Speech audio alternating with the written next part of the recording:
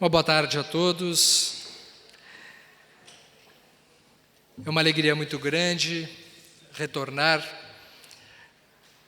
a esse local tão querido que se avizinha Brasil e Uruguai, a cidade de Livramento e Rivera, para esse evento que tem por desafio fazer reflexões em torno dessa temática tão importante e tão instigante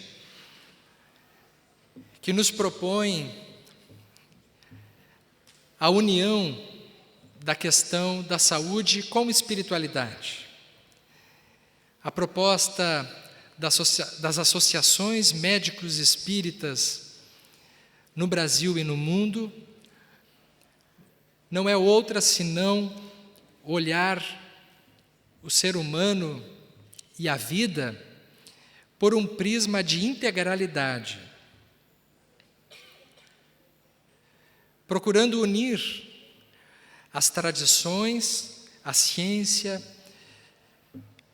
a uniformidade da filosofia naquilo que ela nos trata de melhor, dentro de aspectos do mundo tão complexo, no que nós chamamos da pós-modernidade. O meu assunto para conversar com vocês trata da questão do pensamento e do livre-arbítrio, da liberdade. E eu quero propor a vocês uma reflexão. Tenho procurado cada vez mais, nas minhas palestras, nas minhas falas, dar um tom mais reflexivo para que os momentos de estudo se transformem em momentos mais de perguntas e de ampliação de reflexões do que de respostas e soluções. Por quê? Porque nós sabemos que, enquanto seres humanos, ou enquanto espíritos encarnados, cada um de nós tem uma situação particular, tem uma condição única. Se tem algo que nós temos por igual entre todos, é que nós somos todos diferentes. Cada um tem a sua singularidade, a sua particularidade. E é por isso que o Espiritismo, bem mais do que uma proposta religiosa, ele se apresenta como um desafio de um novo paradigma para a compreensão de nós mesmos. Na pergunta 843 do Livro dos Espíritos, Kardec pergunta: tem o homem o livre-arbítrio dos seus atos? E o Espírito de Verdade responde: pois que tem a liberdade de pensar e de obrar, ele tem, portanto, esse livre-arbítrio, sem o qual ele seria uma máquina. O que nos distingue como seres humanos das outras espécies, evolutivamente, é que nós adquirimos uma capacidade de fazermos escolhas, uma capacidade de nos pensarmos a nós mesmos. Foi exatamente a partir do Homo sapiens que o ser humano adquiriu o pensamento contínuo da maneira como nós hoje entendemos o ato de pensar. E nós escrevemos há algum tempo atrás, há bem pouco tempo, em parceria com a doutora Hervênia Prada e o doutor Décio Iandoli Júnior, essa obra que nós trouxemos para vocês, e ele está aí à disposição, que se chama O Cérebro Triuno a Serviço do Espírito. É uma obra através da Associação Médico Espírita do Brasil, que nós colocamos à disposição. E nesta obra, que tem mais de 500 páginas, e que é um livro que reúne elementos de estudo, né? Um livro para quem quer estudar, mas também é um livro para quem quer unificar, consolidar conhecimentos. Nós tivemos a oportunidade nessa obra do Cérebro Triuno de fazer uma reflexão em torno deste processo evolutivo, que nasce desde, conforme o Evangelho já diria, a promulgação dos instintos nas primeiras formas, passando mais adiante para as sensações e caminhando, viajando finalmente na direção do sentimento e do pensamento. No Evangelho encontraremos que no início o homem ou o ser humano tem instintos, mais avançado e corrompido tem sensações, e instruído e depurado finalmente tem sentimentos. E o ponto delicado dos sentimentos é o amor. Portanto, há uma linha de continuidade dos instintos até a angelitude, do amor, dos sentimentos. Nós estamos em pleno curso disso. E dentro de nós estão gravadas essas etapas nas quais percorremos evolutivamente, passo a passo, desde os instintos até a inteligência liberada como potencial de liberdade que nós já temos dentro de nós e que nós ainda não utilizamos, conforme André Luiz, no livro No Mundo Maior, a 10ª parte. É nesse sentido que dentro de nós carregamos o animal. Nós temos dentro de nós o animal, gravado nos instintos, que nos guia em muitos momentos.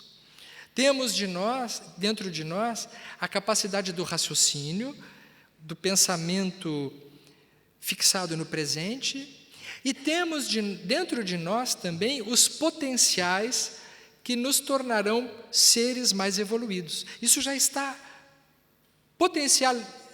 potencialmente instituído no nosso psiquismo. E no nosso corpo físico, há estruturas cerebrais que estão mais especializadas em expressarem e interagirem com esses níveis. Por exemplo, o nosso cérebro inicial, o nosso nível mais reptiliano, situado ao ponto do tronco cerebral, está mais familiarizado e vinculado a essas expressões iniciais instintuais. O nosso nível cortical, ou a nossa área do córtex motor, ela corresponde na casa mental ao nível do presente, a nossa possibilidade de relacionamentos, dos vínculos sociais, o nosso potencial de trabalho, os relacionamentos humanos, a nossa capacidade de nos sentirmos iguais uns com os outros, os esforços que nós fazemos no presente para nos tornarmos melhores se dão nesse nível da nossa casa mental. Mas é no nível dos lobos frontais, esta área mais adiantada do nosso cérebro, que é o correspondente à área pré-frontal da nossa casa mental. Estes lobos frontais, eles são muito recentes na etapa evolutiva das espécies. E o ser humano se distingue das outras espécies, mais proximamente dos macacos, porque cresceram exatamente os lobos frontais. E isso corresponde ao espírito encarnado ou ao princípio inteligente em evolução de um progresso adquirido que vem caminhando aos milênios, chegando aos dias de hoje, mas esperando em golpes de aprimoramento, de esforço pessoal e de espiritualidade, nós avançarmos nas nossas aquisições. Então, nós temos dentro de nós o animal, e não tenham dúvida que temos, né? Basta a gente sair na rua e termos qualquer tipo de enfrentamento, nós temos esta pulsão de agressividade, a nossa responsividade agressiva, isso está pronto dentro de nós. Isso é um automatismo. Assim como também a pulsão sexual, os nossos níveis de sexualidade estão fortemente radicados nesse primeiro campo evolutivo. Mas temos também a capacidade de discernir, de pensar. Alguns mais, outros menos. E somos convidados, nesse presente, a investirmos em níveis ainda mais profundos, que seria o correspondente ao nosso futuro, o vir a ser, que é a espiritualidade, a capacidade de nós nos tornarmos melhores e mais ampliados do que nós somos. Então, o funcionamento mental, o nosso funcionamento mental como seres humanos, ele guarda resquícios de uma etapa evolutiva bastante longínqua que data das experiências nos níveis animais. Como foram as primeiras experiências de psiquismo rudimentar nas espécies animais? Estamos fazendo um apanhado bastante amplo, bastante geral, porque temos que concentrar o assunto num curto espaço de tempo de uma palestra. Mas diríamos assim, que espécies mais animais, elas funcionam em nível coletivo. Por exemplo, as formigas, ou as abelhas, ou boa parte dos peixes, que funcionam em cardumes, apresentam um funcionamento em que é como se houvesse uma alma coletiva.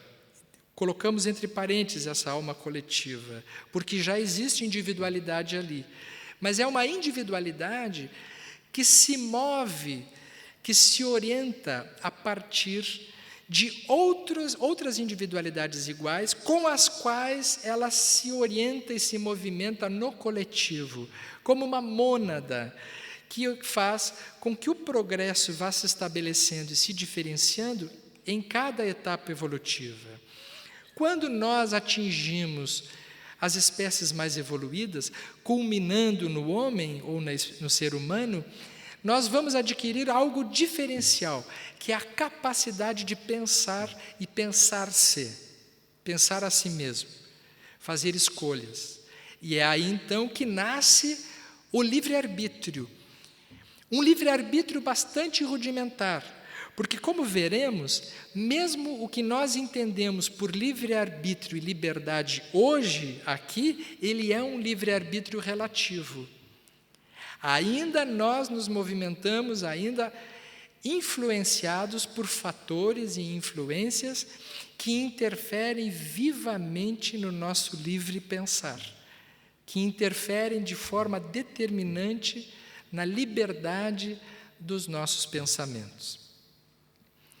Quando nós chegamos no plano físico, nós repetimos, isso é curioso, porque todos nós viemos nascer no mundo físico repetindo o processo evolutivo.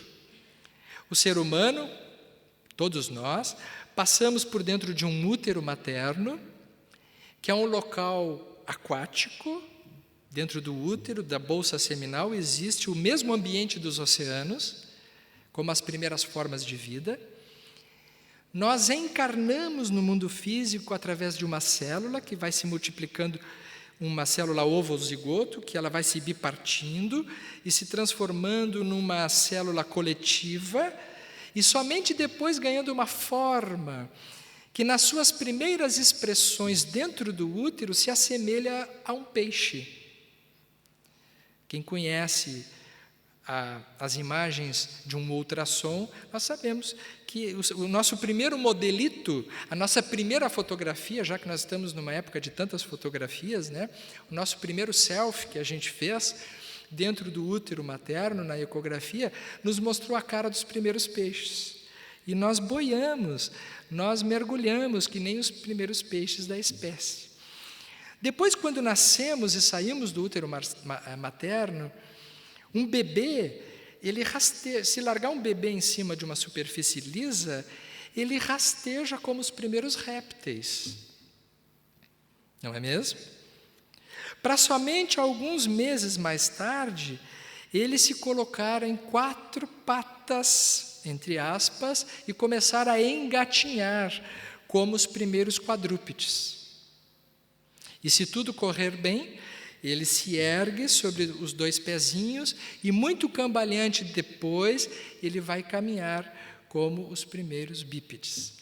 Então, neste período em que nós estamos desde o útero até hoje, nós revisamos dentro do nosso psiquismo todo o processo evolutivo que nos fez chegar até aqui, sob o ponto de vista mental, sob o ponto de vista psíquico. Por isso nós diremos assim, juntamente com o Espírito de verdade, que somente os espíritos evoluídos, libertos da matéria, é que têm o pensamento livre absoluto. A capacidade da liberdade do pensamento absoluto, livre, só nos espíritos evoluídos. Enquanto nós estamos no plano físico, nós estamos circunscritos a influências muito importantes, muito determinantes na nossa vida mental. Mas é curioso que o nascimento de uma criança, ele não coincide com o nascimento psicológico do ser humano. Uma criança, quando ela nasce no mundo físico, depois do parto, ela ainda não é um indivíduo, sob o ponto de vista mental. De tal modo que nós podemos dizer que um bebê, ele não existe sozinho. Ele irá precisar de um psiquismo auxiliar, que está mais fortemente compreendido no psiquismo materno. A mãe, sob o ponto de vista mental, no nível psíquico, é quem irá nutrir aquele bebê para, num desenvolvimento psicológico, ele se tornar um indivíduo. Então, vejamos, há um espírito encarnado, e nós vamos ver logo a seguir que Kardec, quando pergunta para os espíritos fazem uma diferenciação na questão 134. Kardec pergunta, o que é a alma? Alma. E eles responderam, um espírito encarnado. E o que era a alma antes de se unir ao corpo físico? Na pergunta 134A. E eles respondem, espírito. Então, sob o ponto de vista conceitual, os espíritos fazem uma diferença de alma para espírito. Eu nunca entendi muito bem por que essa diferença. Parece ser apenas um preciosismo semântico. Alma, espírito, tudo a mesma coisa. Não. Porque a alma corresponde ao espírito que encarnou e que está enclausurado num processo evolutivo do qual ele esquece a maior parte do seu passado, que fica compactado numa área do inconsciente, e ele vai escrever uma nova história. Então, a alma diz respeito à personalidade, a alma diz respeito a uma nova identidade. Quem está falando para vocês aqui está Sérgio Lopes, a alma Sérgio Lopes. Eu não era Sérgio Lopes antes de nascer, ou antes de ser da fecundação, antes de vir para o mundo físico, né? E a gente recebe o nome somente mesmo depois no cartório, né? No registro de imóveis. E quando eu desencarnar, eu deixo de ser Sérgio Lopes, ainda que eu leve no meu perispírito todas as impressões mais fortes da vida que eu tive aqui. Mas no plano espiritual eu passo a agregar todas as construções do que eu já fiz antes. Portanto, é conveniente sim fazer uma distinção de alma e espírito, porque o espírito é aquele psiquismo, né, que está diante de uma totalidade de possibilidades fora do plano físico. E alma diz respeito a essa personalidade em formação, que começa dentro do útero, né, que saindo do útero ainda continua como as primeiras formas de psiquismo, indefinida ainda na sua individualidade, e necessitando de um psiquismo auxiliar, de vários psiquismos auxiliares, mas principalmente o da mãe. A mãe não necessariamente ou obrigatoriamente precisa ser a mãe biológica, né? A natureza constituiu o organismo materno e o psiquismo materno para proporcionar uma continuidade desta etapa da reencarnação. Mas se esta mãe falha ou por algum motivo não consegue atender a esse psiquismo inicial, mas uma outra alma, um outro ser, cumpre essa função de cuidado e de atenções primárias, o espírito pode se valer desse psiquismo auxiliar, que naquele momento faz o papel de mãe.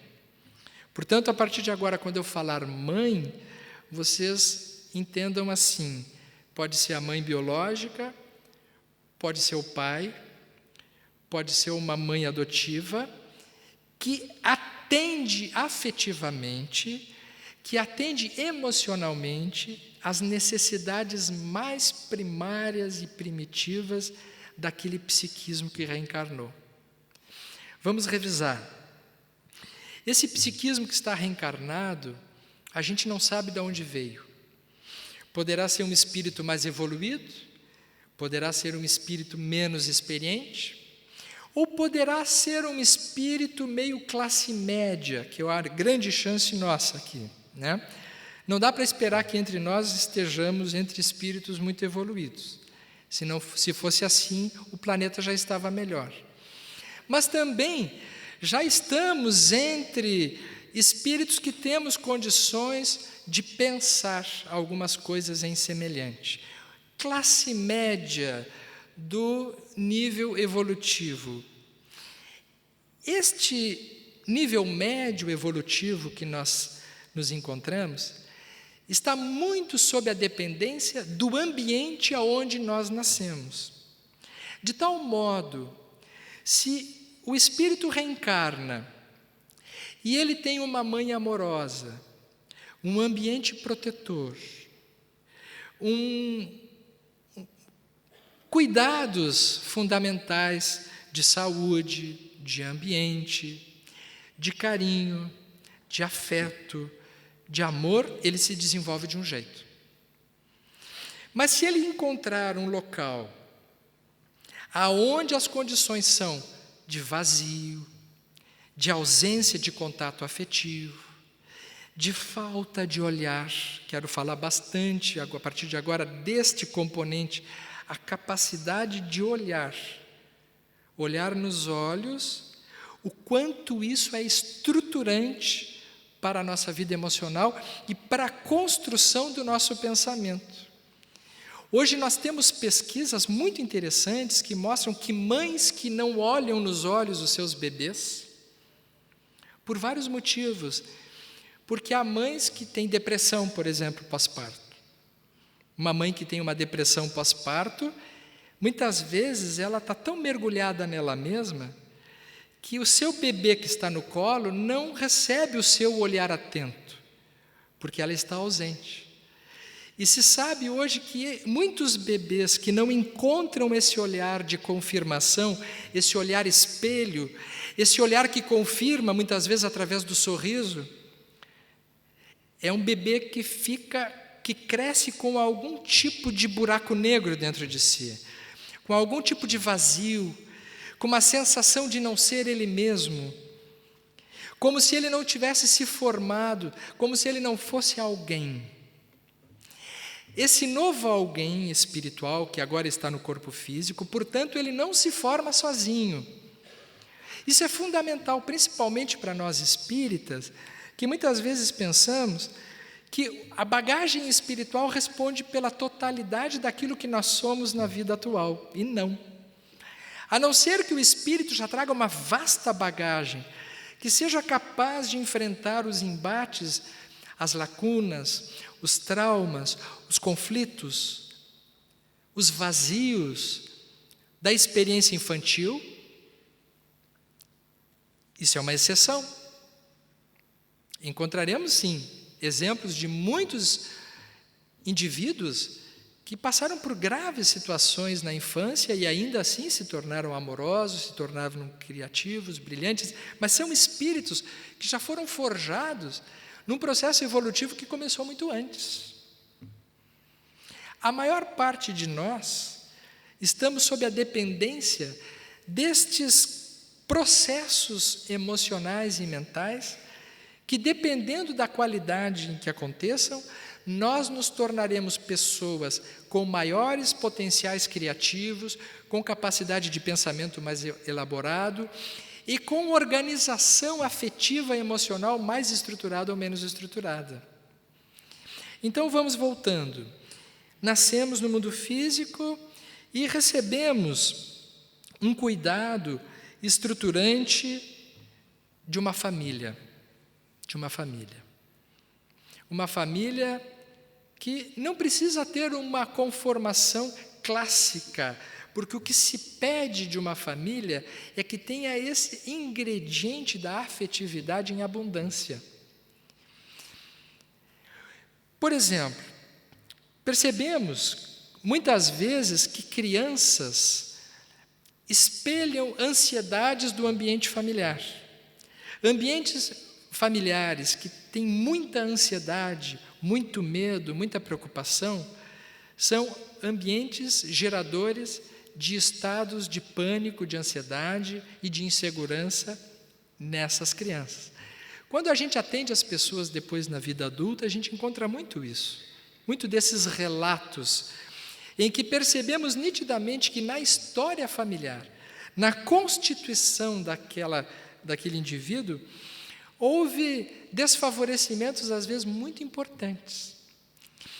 E nós podemos dividir hoje essas situações que limitam o nosso pensamento e o nosso livre pensar em 2 níveis de problemáticas que se passam no ambiente infantil da nossa vida atual.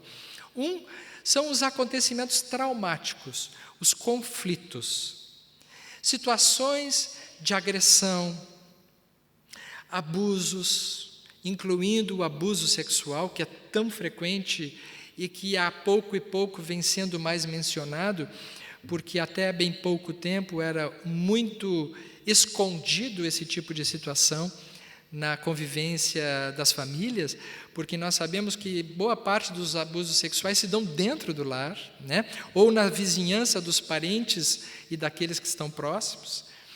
Quando há um fato dessa natureza, num período em que esse psiquismo inicial, essa alma, esse espírito encarnado, que nasceu de novo para ver o reino dos céus conforme Jesus, ninguém verá o reino dos céus se não nascer de novo. Jesus sabia que essa condição do recomeço, ela é fundamental para a reestrutura das modificações de estruturas antigas para caminhar em direção a novas. Esse psiquismo, naquele momento, que recebe um golpe de um trauma, de um acontecimento violento, de algum tipo de conflito emocional, como a agressão, muitas vezes verbal, o ambiente de hostilidade, da falta de respeito no relacionamento familiar, aquela convivência em famílias que tiveram contato e têm muitas vezes com o alcoolismo, com a drogadição, com o desrespeito humano, são estruturas traumáticas. É como se fossem golpes profundos nesta parte sensível que está se constituindo, que é o pensamento, os sentimentos e a capacidade deste indivíduo se sentir ele mesmo, se sentir um alguém. A autoestima, a nossa autoestima, ela se forma muito nesse momento. Quando nós temos, na nossa relação inicial, na vida infantil, olhares generosos que nos olham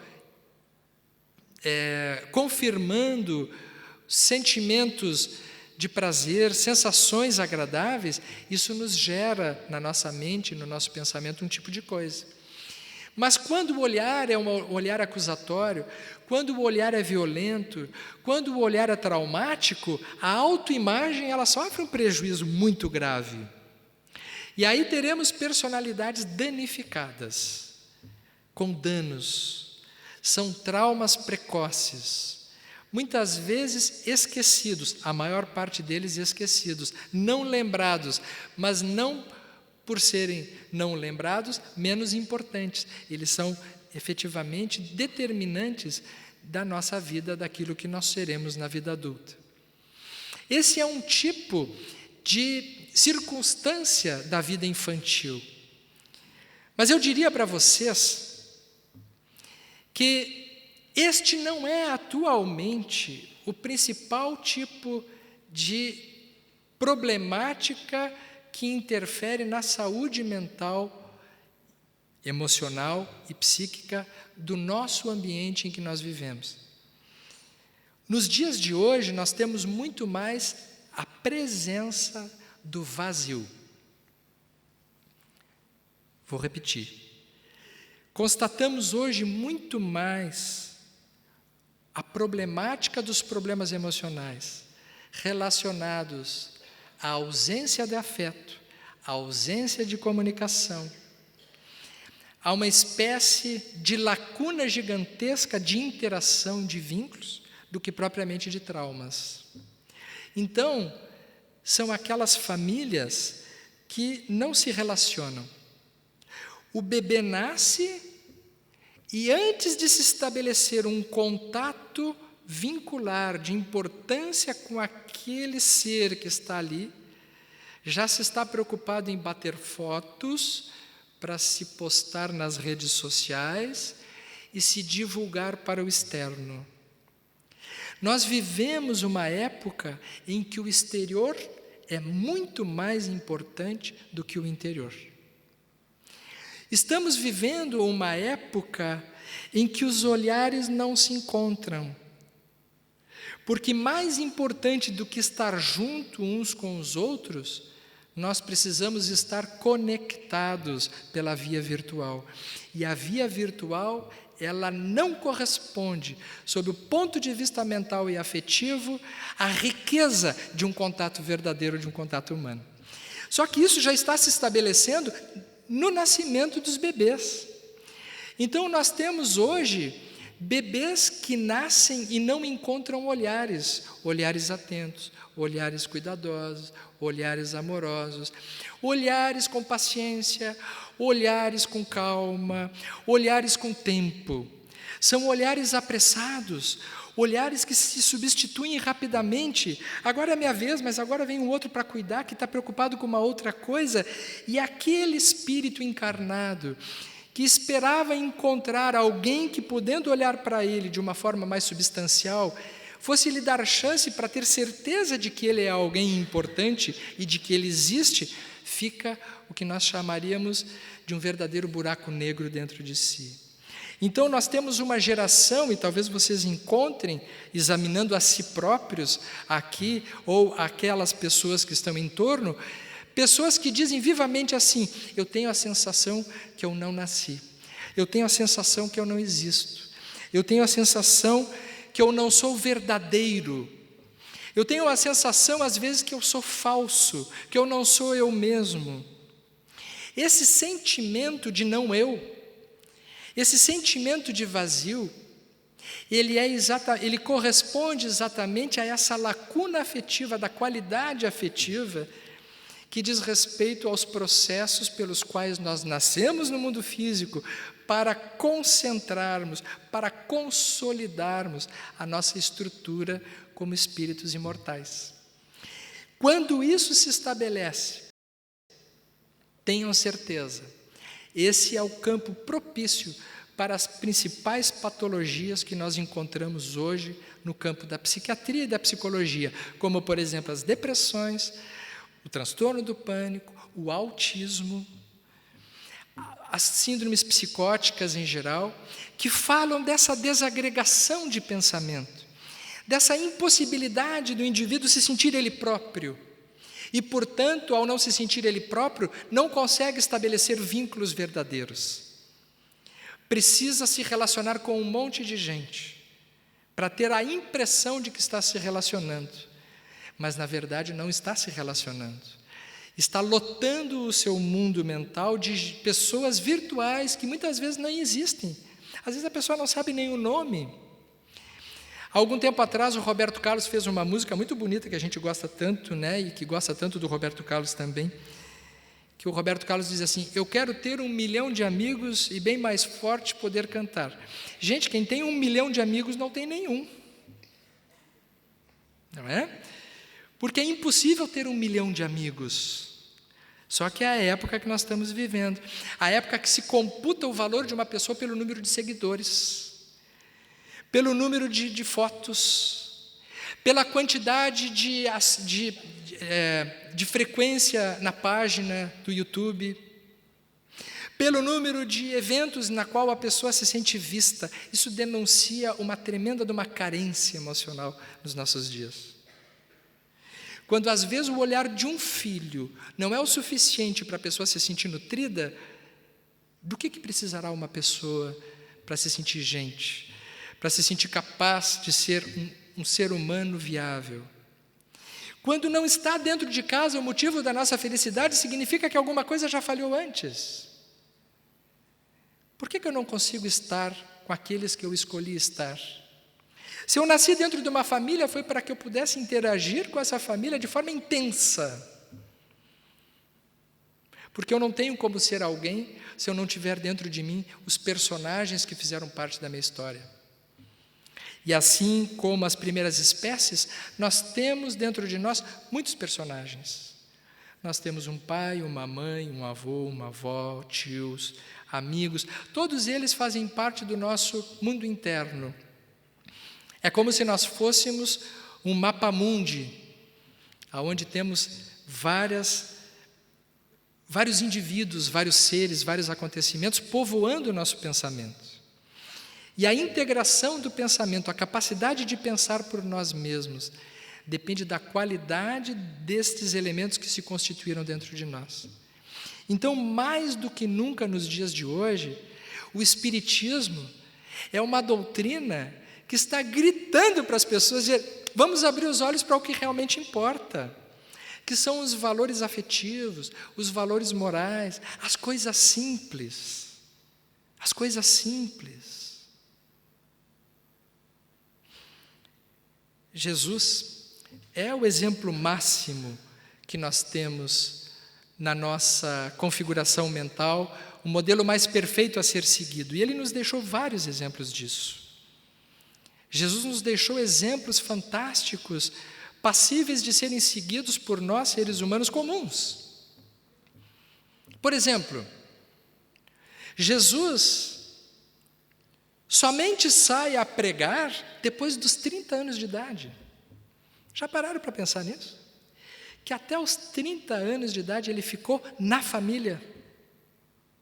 Existe uma passagem do Evangelho que Maria, sua mãe, percebendo as suas qualidades, os seus potenciais gigantescos, em determinado momento apresenta a ele ainda jovem, não lembro a passagem do Evangelho que isso está, mas é muito fácil de achar, em que ela diz mais ou menos o seguinte para ele, que ele deveria ter oportunidades melhores na vida, dado a riqueza de potenciais que ele já demonstrava naquele momento.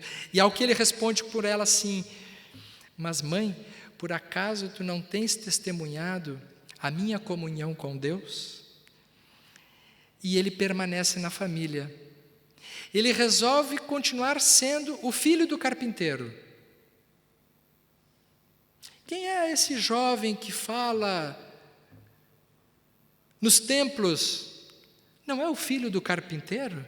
Ele era o filho do carpinteiro. Ele somente será conhecido como Jesus, o Cristo, depois dos 30 anos de idade. Por quê?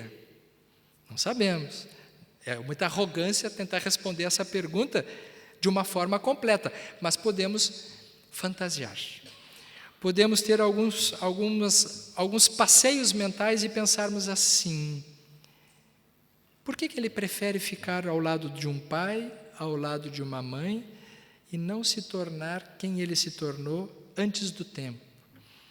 Parece-nos uma lição de que a encarnação, ela somente será vencida se ela primeiro estiver consolidada na família.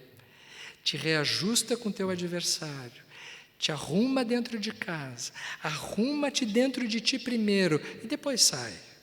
Sai para o mundo, sai para os outros, porque se nós sairmos antes do tempo, nós saímos errantes. Nós saímos vacilantes. O sair agora não diz respeito a sair fisicamente, o sair psicológico, o sair emocional. Né?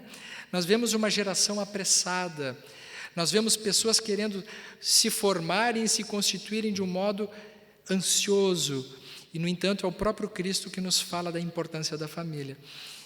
Depois, obviamente, é que ele irá instituir um outro tipo de família, que é quando ele diz: quem é minha mãe, quem são meus irmãos?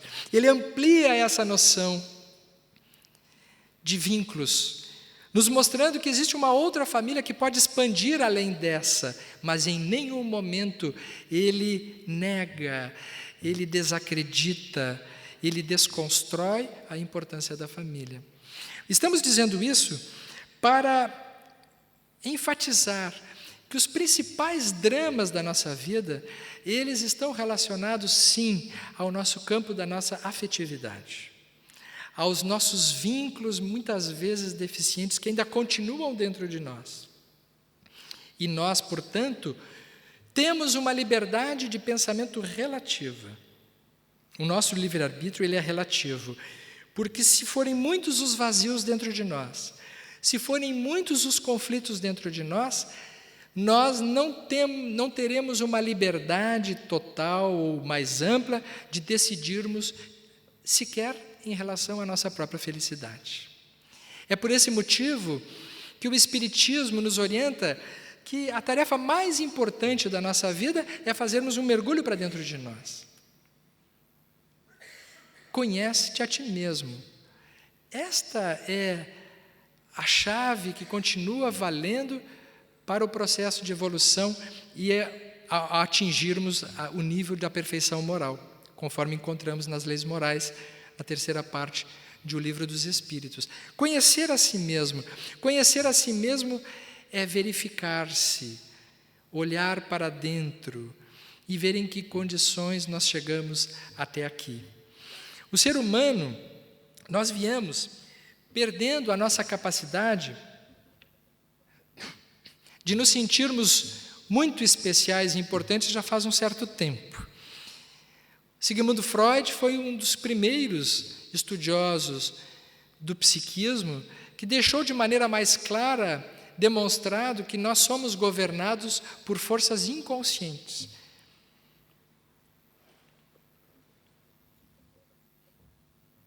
Não é o consciente que regula a nossa vida, são esses acontecimentos inconscientes que estão guardados nesse nível mais primitivo do nosso psiquismo. No nível cerebral, conforme falamos, nas primeiras estruturas que vão armazenando as experiências que vão ficando guardadas para trás, sejam elas boas, sejam elas ruins, sejam elas acontecimentos traumáticos, sejam elas não acontecimentos, coisas que não aconteceram, vazios que se formaram, olhares que não tiveram, ausência de amor, tudo isso vai ficando instituído dentro de nós. Em algum momento o indivíduo ele precisará olhar para dentro de si e encontrar onde estão essas coisas, ou essas não coisas. E Freud se dá conta disso e diz assim, através da sua psicanálise, que ao olhar para esses acontecimentos, muitas vezes dramas, dores, dificuldades, passam a ser entendidas e integradas na nossa vida mental. Então, uma pessoa que tenha sofrido acontecimentos muito graves na infância, ele não é totalmente livre no seu pensamento. Uma mulher que tenha sofrido, ou um homem que tenha sofrido abuso sexual na infância, provavelmente terá prejuízos na sua sexualidade adulta e ele não terá a liberdade de poder escolher uma vida plena no nível sexual, porque aquele acontecimento causou uma fratura no seu nível emocional. Então ele precisará em algum momento olhar para isso, revisar isso, ter a ajuda de um psicoterapeuta, ter a ajuda de um profissional, de um ambiente acolhedor e reconstruir este dano, refazer esses fatos numa forma de um psiquismo que se responsabiliza por si mesmo. E aí sim, o seu pensamento poderá ser mais livre. Do contrário, estará sujeito aos traumas, estará sujeito a esses acontecimentos. Infelizmente, nós temos percebido na nossa vida, mesmo nos ambientes que se dedicam à vida espiritual, graves problemas relacionados à sexualidade. Médiuns que se perdem através da sexualidade, que tentam resolver as suas questões íntimas através de um trabalho espiritual.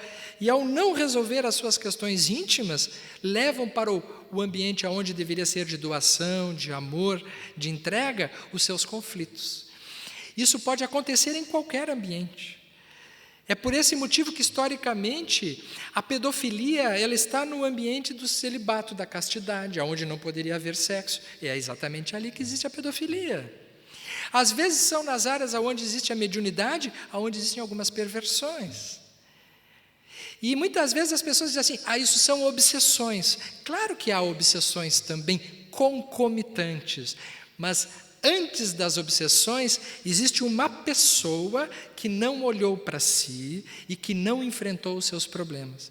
E por conta disso estabeleceu sintonias desfavoráveis que agravaram o problema. Quando Kardec pergunta assim, esse foi um outro golpe, porque Freud disse assim, olha, está pensando que coordena a tua vida? Não, o inconsciente coordena a tua vida. E Kardec deu o golpe fatal, quando ele pergunta para os espíritos, na pergunta 459, interferem os espíritos em nossos pensamentos e em nossos atos? O que eles responderam? Muito mais do que supondes. Interferem de tal força ou de tal modo que de ordinário são eles que vos conduzem. Nossa, isso é um golpe na autoestima tremendo. A gente que acha que está de dono de si mesmo, né?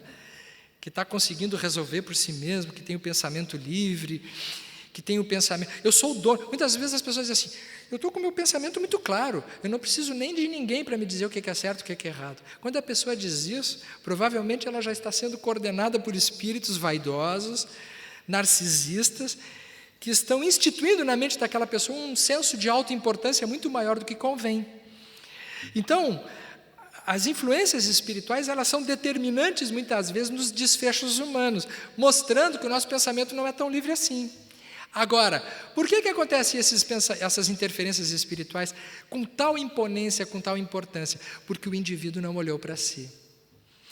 E no momento que o indivíduo não olha para si, com uma ferramenta fundamental que é exatamente Jesus quem nos ensina, a mais importante de todas, aquela que nos torna humanos, a primeira virtude do Sermão da Montanha, que nós escrevemos na nossa obra, tentando fazer uma análise psicológica desta sequência emocional que Jesus nos ensinou. Qual é a virtude mestra? Qual é a virtude fundamental que estabelece em nós a capacidade de nós sermos mais livres pelo nosso pensamento? A virtude do humus, a que nos torna humanos, que nos faz humanos, que é exatamente o humus da humildade. Por isso Jesus diz que o reino dos céus é dos humildes, porque ele já sabia na sua psicologia profunda que o indivíduo orgulhoso, o arrogante, o prepotente, ele não olha para dentro de si próprio.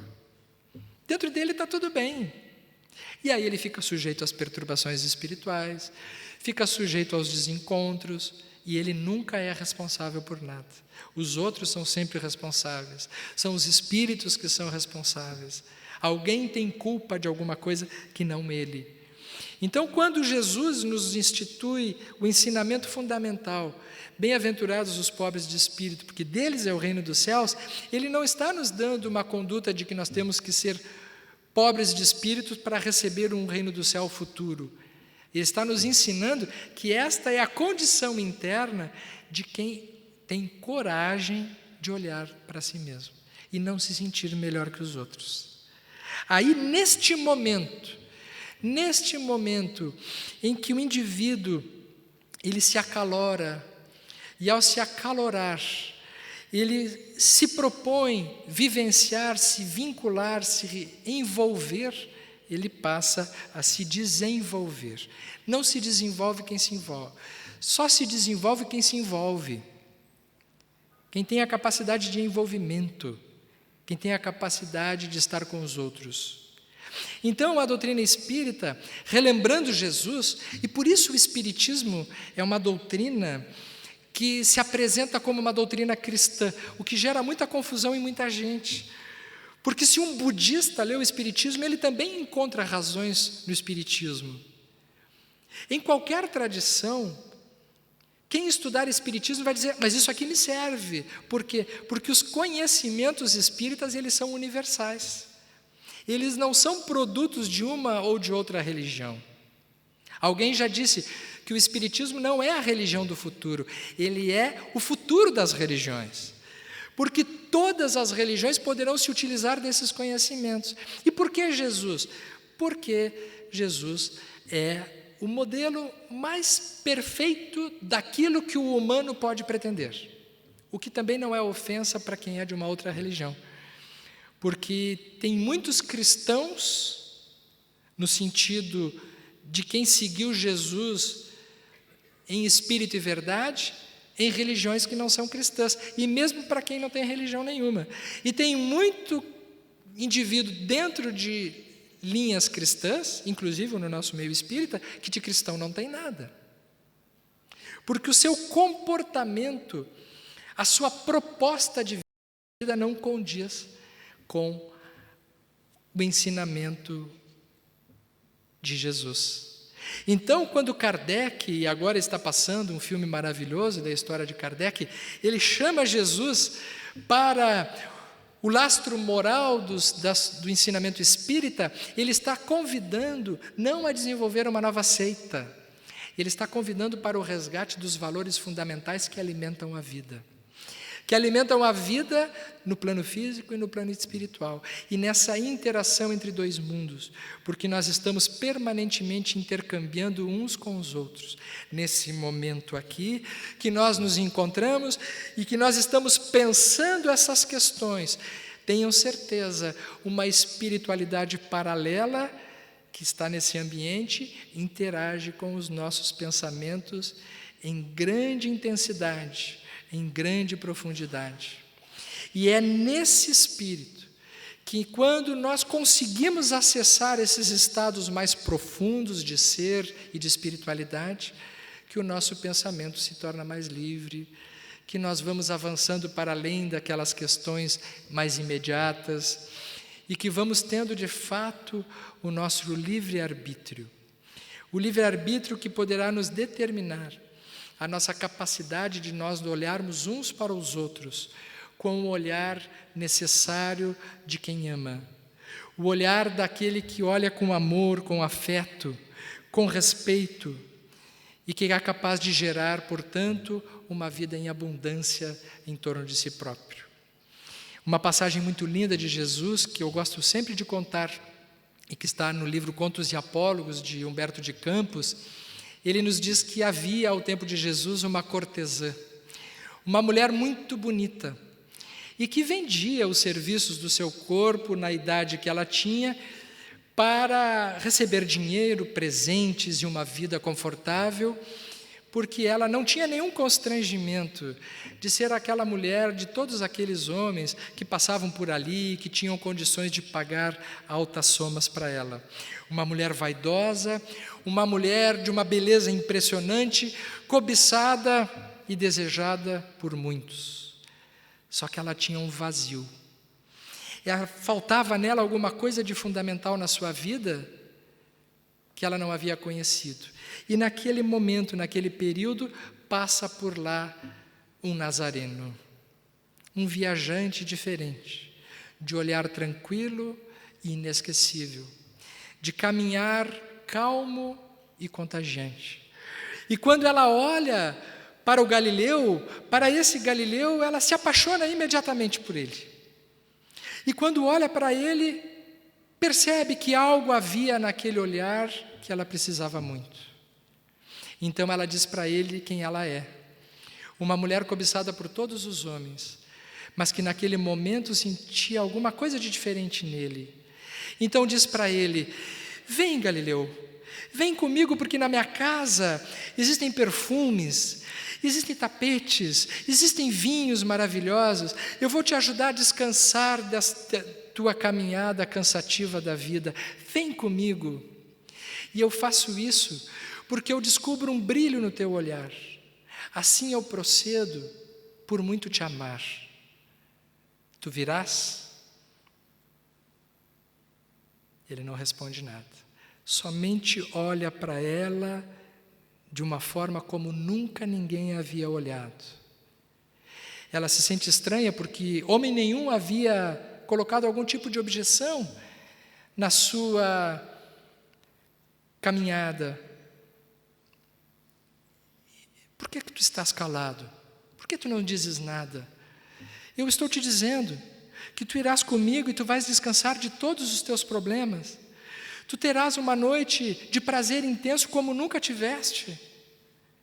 Eu sou essa mulher que todos querem e que eu não quero mais ninguém senão a ti. Tu virás? E o Galileu diz assim: hoje não, amanhã talvez. Ela se sente tão ofendida, tão machucada, tão desprezada, que sai xingando, esbravejando, e o tempo passa. Passam 2 anos. 2 anos depois, o Galileu está caminhando por aquelas paragens, curando leprosos, trazendo a visão de cegos, consolando corações, e uma mulher, uma senhora, chega esbaforida, ansiosa e dizendo: mestre, socorre uma amiga que está lá no Vale dos Leprosos. Ela agoniza. Tu irás? Ele disse: sim, eu vou. Então ele vai na direção de uma mulher que é pele e osso. Aquela mulher é uma chaga viva, pútrida, aonde não há nenhum resto de dignidade humana, porque naquele lugar estavam outros como ela. E quando chega perto dela, e ela olha para Jesus e diz para ele assim: tu, recém agora é que vens? O que eu tenho para te oferecer agora? Por que tu vens agora exatamente nesse momento que eu não tenho nada, que eu sou um trapo humano? Por que tu vieste? E Jesus diz: porque eu descubro um brilho no teu olhar, e assim eu procedo, por muito te amar. Esse olhar de Jesus é o olhar que nós desejamos para nós, que nós estamos sentindo tanta falta, para que o nosso pensamento ele seja mais livre, e assim a gente possa se encontrar numa condição de vida que possamos dizer para nós que ela tenha valido a pena.